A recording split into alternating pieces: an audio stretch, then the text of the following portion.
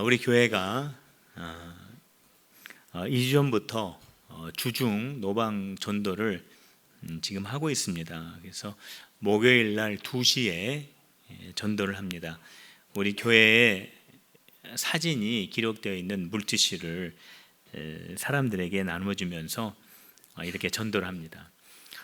이렇게 전도를 하면은 우리 필그림 교회를 이 지역에 알릴 수 있는 그러한 기회가 됩니다. 그리고 노방전도를 하게 되면요, 같은 장소에서 오랫동안 노방전도를 하게 되면은 그 시간대에 그 길을 지나가는 고정적인 사람들이 있습니다.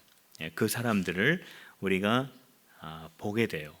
그러니까 우리가 어떤 관계로서 만나는 것이 아니라 늘 그 시간 그 자리에서 이렇게 보게 되면서 신뢰가 쌓이게 됩니다. 노방전도의 이점 중에 하나가 그것이죠. 그래서 뭐 한두 번 해서 되는 것은 아니고 뭐 1년 이상 계속 하면서 지나가는 사람들이 어떠한 교회가 저렇게 전도를 열심히 하는가, 어떠한 교회가 저렇게 변함없이 복음을 전하는가 관심을 갖게 되면서 교회를 찾는 분들이 전도하는 자들에게 다가오게 되고 바로 그때에 교회를 소개하게 됩니다. 그때 이제 우리 교회는 사역일을 전도하려고 합니다.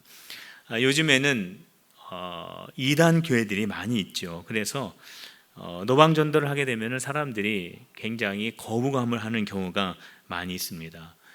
그래서 우리 교회는 파라솔을 설치를 합니다. 파라솔을 설치하고 그 파라솔에다가 필그림 교회라고 붙이고 또 어깨띠에다가 필그림 교회라고 이렇게 붙여서 그렇게 전도를 하게 되면은 지나가는 사람들이 필그림 성결교회구나, 저 교회가 성결교단이구나, 내가 지나가면서 아파트 앞에 그 지어져 있는 그 교회에서 나왔구나, 그것을 알게 되면서 신뢰감을 가지고 그렇게 전도를 하게 됩니다. 우리 성도님들 그 전도하는 그 일에 열심을 내어서 다 같이 참여해 주시길 바랍니다. 어떤 그 유치원에서 있었던 일이래요. 어떤 아이가 글짓기를 하다가 고뇌라고 하는 그 말을 거기에 그렇게 쓰는 것을 보고 유치원 선생님이 깜짝 놀랐다고 합니다. 4살밖에 안 된 아이가 고뇌라는 말을 쓰나, 참 이 아이가 얼마나 힘들면 이란 말을 쓸까, 참 걱정도 하면서 또 참 어휘력도 좋다, 고뇌라는 말을 쓰다니. 그 어른들도 잘 안 쓰는 말인데, 그래가지고 옆에 있는 선생님에게 자랑을 했다요. 자랑 겸 걱정 겸 해서 했더니 그 선생님이 그럴 리가 있냐고, 무슨 4살짜리가 고뇌를 하겠냐고. 아니라고, 우리 반 아이가 참 그렇게 어휘력이 좋아서인지 아니면 어려운 일이 있어서인지 몰라도 고뇌라는 단어를 그렇게 쓴다고. 그래가지고 그 아이를 불렀대요. 그래서 얘야, 너 고뇌를 아니? 그랬대요. 그랬더니 네, 고뇌를 알아요. 그러더래요. 고뇌가 뭐니 이게? 선생님 고뇌 몰라요? 바다에 사는 돌고뇌 있잖아요. 그러답니다. 여러분들도 고뇌를 아십니까? 바다에 사는 돌고뇌. 오늘은요, 복음을 전하면서 어려운 상황 속에서 복음 전도하는 그 사도들에 대해서 오늘 우리에게 소개를 하고 있습니다.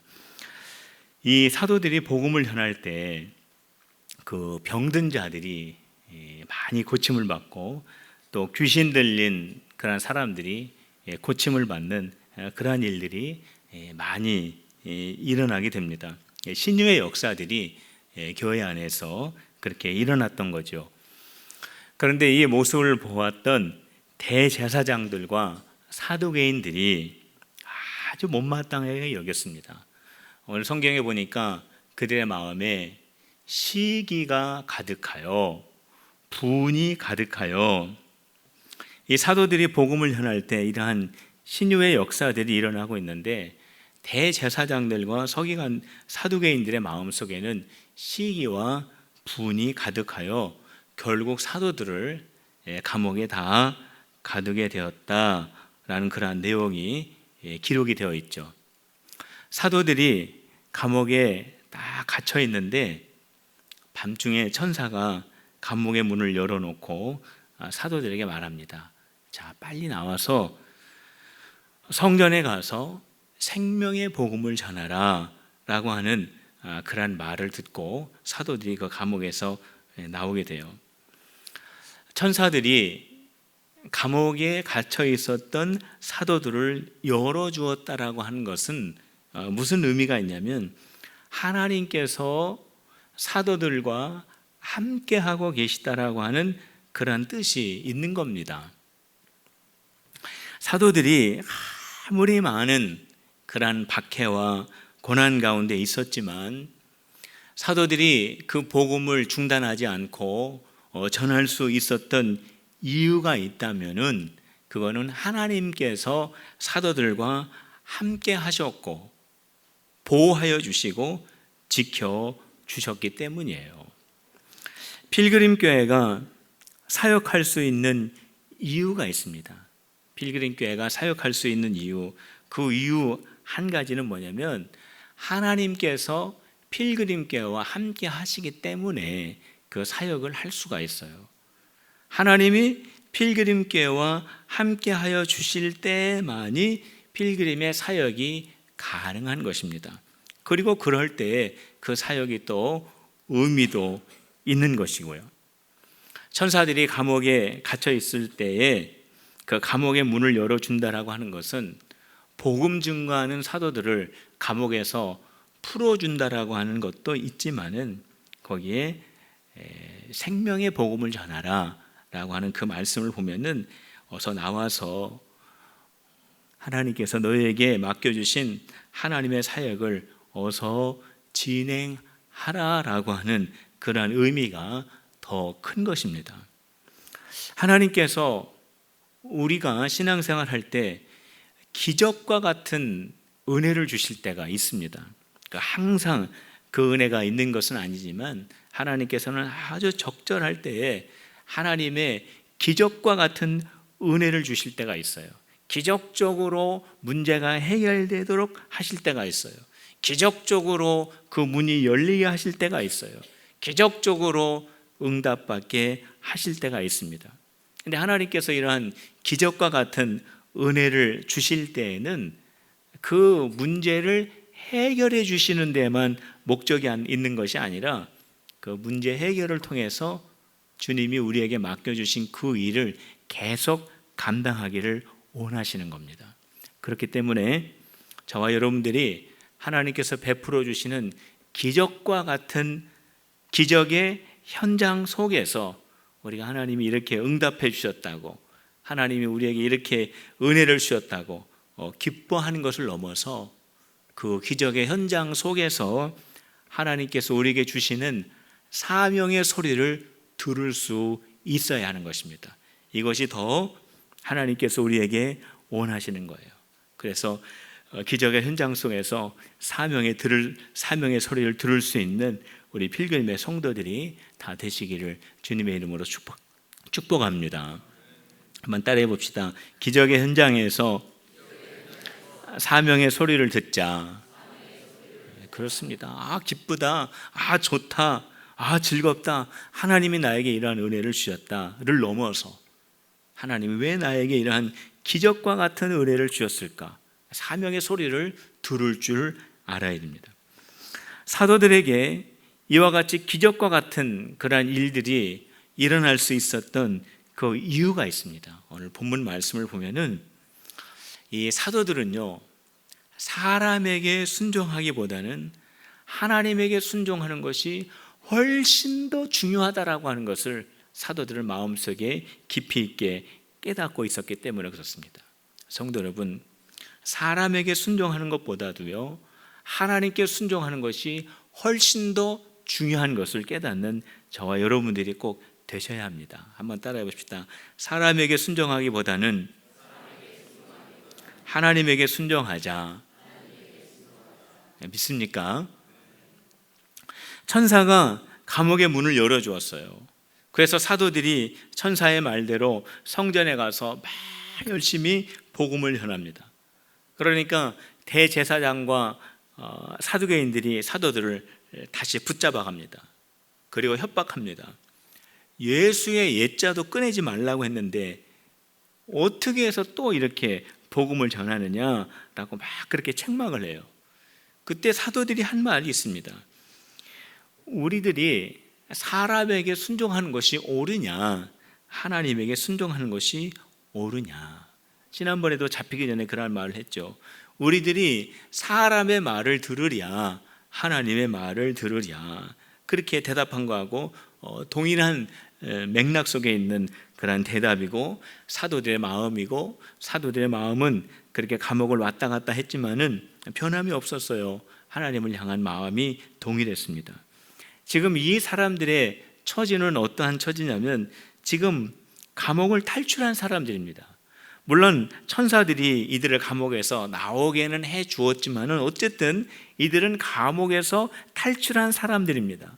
그렇기 때문에 이 사람들은 더 무거운 벌을 받을 수 있는 상황입니다. 사도들이 말을 어떻게 하느냐에 따라서 이 사도들의 운명이 바뀔 수 있는 그러한 아주 위험한 상황입니다. 그런데 그러한 상황 속에서 이들이 뭐라고 말합니까?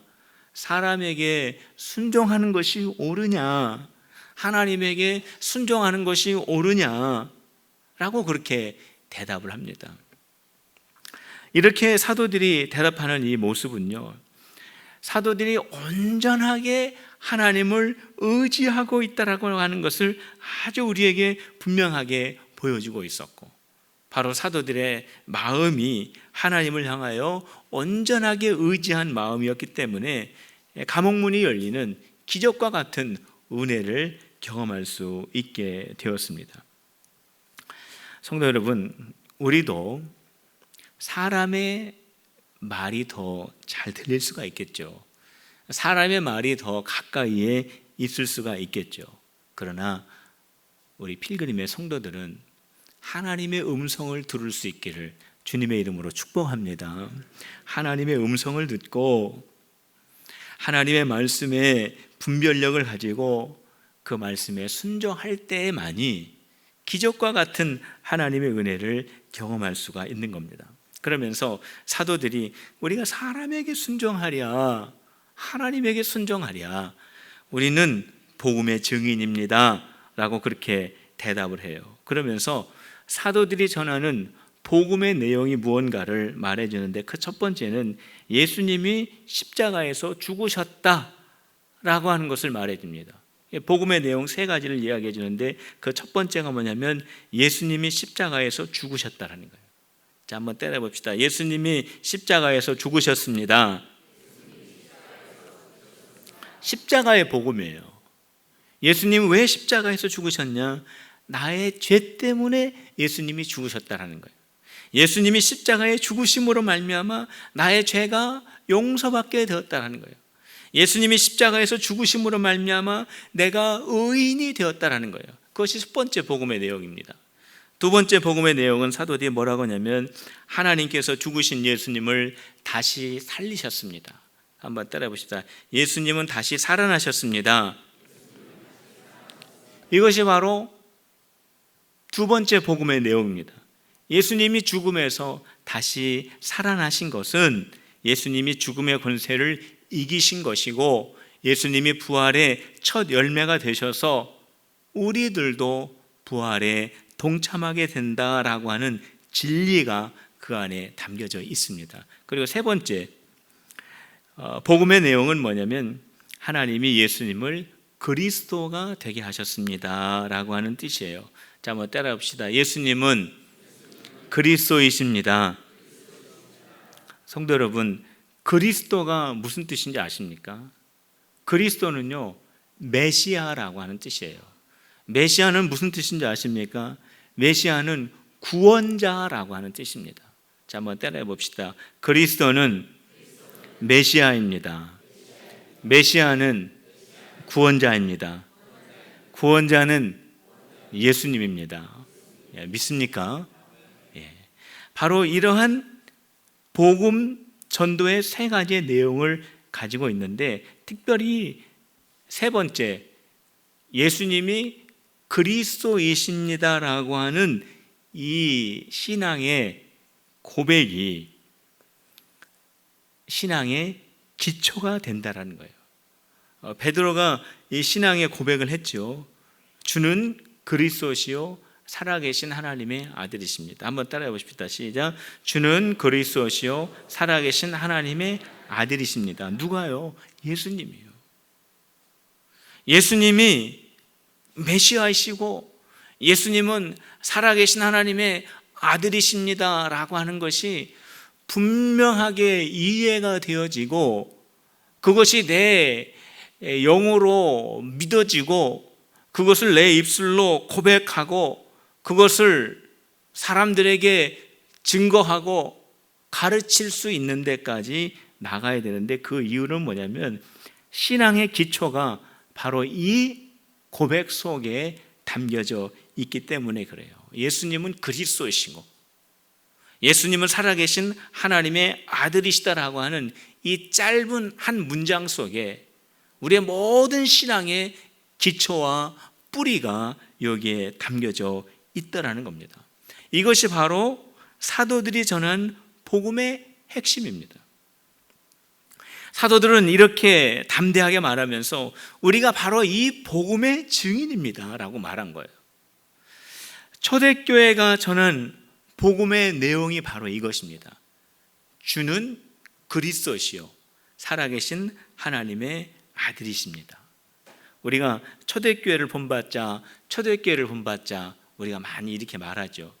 그럼 초대교회를 뭐를 본받을 것입니까? 라고 말할 때 우리가 분명하게 말할 수 있는 것이 바로 이거예요. 초대교회의 복음의 고백, 신앙의 고백을 우리가 본받아야 됩니다. 초대교회가 고백하였던 신앙의 고백은 무엇이냐면 주는 그리스도시요 살아계신 하나님의 아들이십니다. 우리 필그림의 성도 님들의 마음 속에는 바로 이러한 신앙의 고백이 분명하게 세워지시기를 주님의 이름으로 축복합니다. 그렇기 때문에 우리 필그림교회가 가르쳐야 하고 우리 필그림교회가 전해야 될 복음은 딱 한 가지밖에 없어요. 그거는 뭐냐면 주는 그리스도시요 살아계신 하나님의 아들이십니다. 믿습니까? 우리 필그림교회가 주목하고 우리 필그림교회가 모든 것을 다해서 집중하고 우리 필그림교회가 모든 열정을 다해서 놓치지 말아야 하고 우리 필그림교회가 모든 전력을 다해서 가르치고 전해야 될 내용은 딱 한 가지예요. 주는 그리스도시요 살아계신 하나님의 아들이십니다. 우리 주님이 우리 교회에게 맡겨주신 사명과 비전이 이겁니다. 온 세계에 예수 그리스도를 구주로 믿는 복음적인 교회들에게 하나님께서 부탁하신 내용은 바로 이 한 가지예요. 그 외에는 없습니다.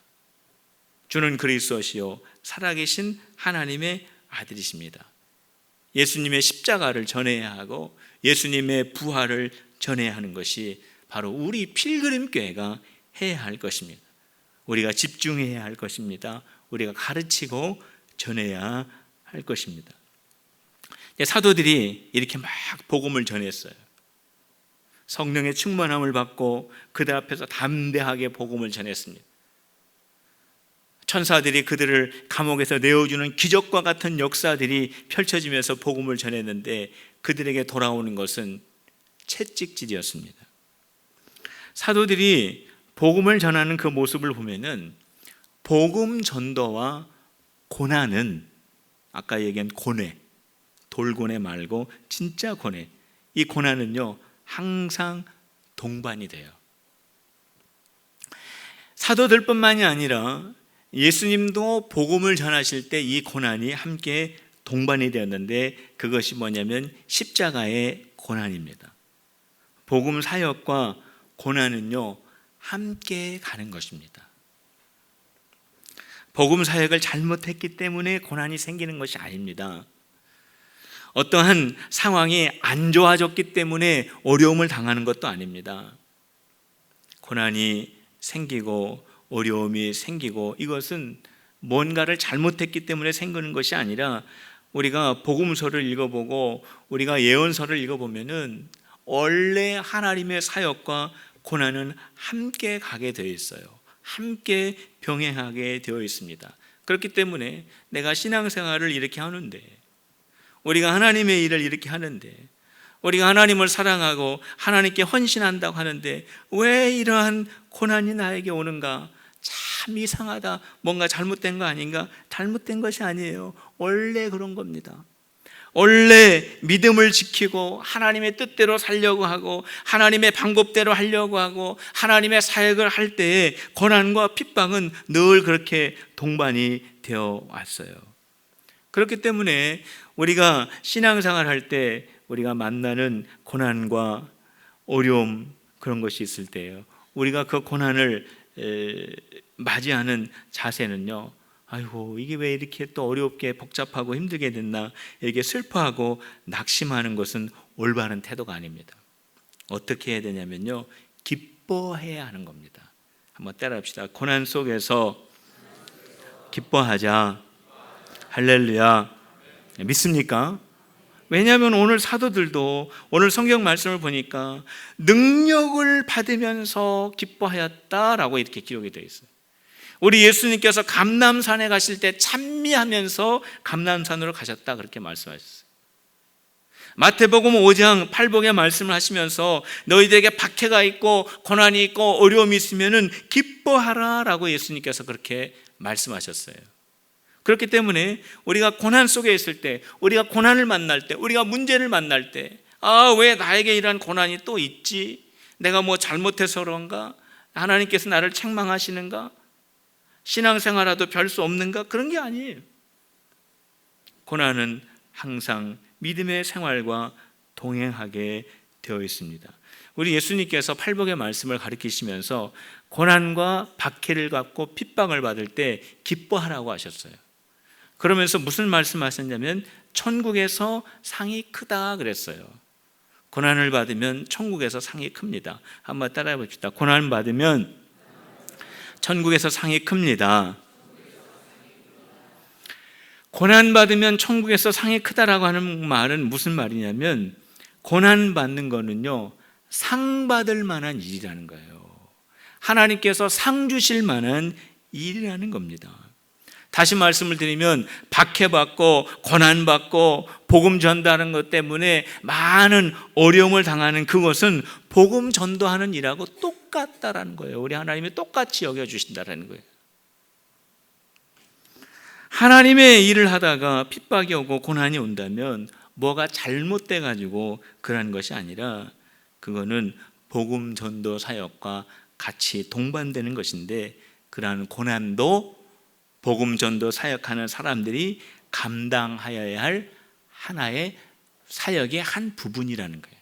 우리가 복음 전도하는 것도 사역의 한 부분인 것처럼 그것과 함께 동반되어지는 그 고난도 전도자들이, 사역자들이, 믿음의 사람들이 감당해야 할 사역의 한 부분이라는 겁니다. 그래서 복음 전할 때 기쁘지 않습니까? 천국 복음 전할 때 기쁘지 않습니까?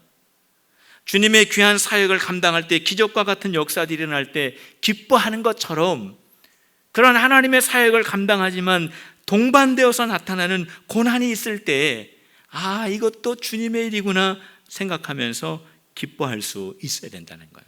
이것이 바로 고난의 비밀입니다. 한번 따라합시다. 고난도 주님의 일입니다. 믿음의 사람들이 감당해야 합니다. 할렐루야. 그래서 고난을 볼 때 낙심하지 말고 이거 하나님이 우리에게 주신 또 사역이구나 기뻐하면서 감당할 수 있어야 합니다. 고난 가운데 있지만 천사들이 문 열어주지 않습니까? 하나님이 함께 해주시지 않습니까? 하나님의 역사는 그대로 이루어지지 않습니까? 그 속에서 변함이 없이 기뻐하며 감당하는 우리 성도들이 다 되시기를 주님의 이름으로 축원합니다. 우리 시간 우리 잠깐 기도하고 우리 찬양하고 통성기도 하도록 하겠습니다. 하나님 아버지 감사합니다. 오늘 사도들이 하나님의 귀한 복음을 전하고 기적과 같은 역사들을 경험하는 가운데에서도 고난은 있었고, 그러나 사도들은 그 고난 때문에 포기하고 낙심하고 복음 전달하는 일을 중단하는 것이 아니라 이것이 주님의 귀한 사역의 한 부분인 것을 알고 기쁨으로 감당하였던 것처럼 하나님 아버지, 저희들이 주님께서 맡겨주신 그 일들을 감당할 때 혹시라도 이러한 고난을 통과할 때 기뻐하며 찬양하며 기도하며 지나갈 수 있는 필그림이 되게 하여 주시옵소서. 예수님의 이름으로 기도하옵나이다. 아멘. 우리 지존하신 주님 이름